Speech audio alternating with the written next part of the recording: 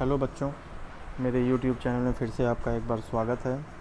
आज मैं आपको अमीन्स के बारे में कुछ और डिटेल जानकारी देने वाला हूँ कि अमीन्स जो होते हैं तो उनके जो डेरिवेटिव्स होते हैं, अमीन्स को हम 3 क्लासेस में डिवाइड करते हैं जो अमोनिया के डेरिवेटिव्स होते हैं। जब बारी बारी से तीनों हाइड्रोजन को रिप्लेस करते हैं तो हमें प्राइमरी अमीन्स, सेकेंडरी अमीन्स और टर्शियरी अमीन मिलता है। जैसे एक हाइड्रोजन जब अमोनिया का रिप्लेस होता है किसी एल्किल ग्रुप से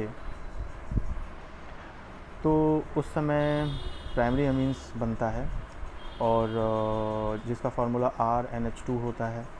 तो इस तरीके से प्राइमरी अमीन बनता है। और जब 2 हाइड्रोजन रिप्लेस होते हैं R2NH जिसका फार्मूला होता है उस तब सेकेंडरी अमीन बनता है। और जब तीनों हाइड्रोजन अमोनिया के रिप्लेस हो जाते हैं R3N जिससे हम रिप्रेजेंट करते हैं तो टर्शियरी अमीन बनता है। तो यहाँ पे प्राइमरी, सेकेंडरी और टर्शियरी अमीन्स के बीच में क्या डिफरेंसेस होते हैं।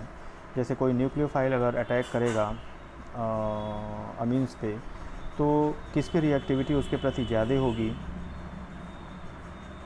ये चीज़ यहाँ पे हम आपको समझाएंगे। प्राइमरी अमीन, सेकेंडरी अमीन्स और टर्शियरी अमीन में क्या डिफरेंसेस होते हैं।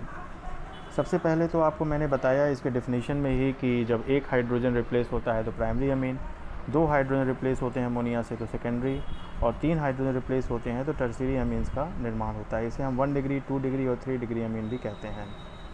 दूसरा ये होता है कि इसमें किसमें स्टेरिक हिंड्रेंस ज़्यादा होता है। तो सबसे लेस स्टेरिक हिंड्रेंस जो होता है वो प्राइमरी अमीन में होगा, क्योंकि यहाँ पे सिर्फ एक ही एल्किल ग्रुप आकर के अटैच्ड होता है। और उससे ज़्यादा स्टेरिक हिंड्रेंस होता है सेकेंडरी अमीन्स में, और सबसे ज़्यादा स्टेरिक हिंड्रेंस पाया जाता है टर्शियरी अमीन्स में।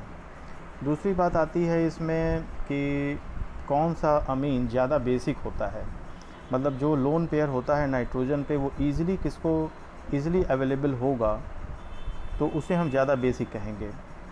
तो अमोनिया में लोन पेयर जो होता है वो ईज़िली अवेलेबल होता है और इसलिए अमोनिया का कैरेक्टर जो है वो बेसिक होता है। लेकिन एक मेथिल ग्रुप जब आकर के अटैच हो जाता है, यानी कि जब प्राइमरी अमीन बनता है तो वो ज़्यादा बेसिक होता है, क्योंकि मेथिल ग्रुप में जो फीचर होता है वो इलेक्ट्रॉन डोनेट करने का फीचर होता है। इलेक्ट्रॉन मतलब ये कि प्लस आई इफ़ेक्ट उसमें होता है, प्लस आई इंडक्टिव इफ़ेक्ट उसमें होता है। तो इस वजह से बेसिसिटी अमोनिया की कंपेरेबल बढ़ जाती है प्राइमरी अमीन में।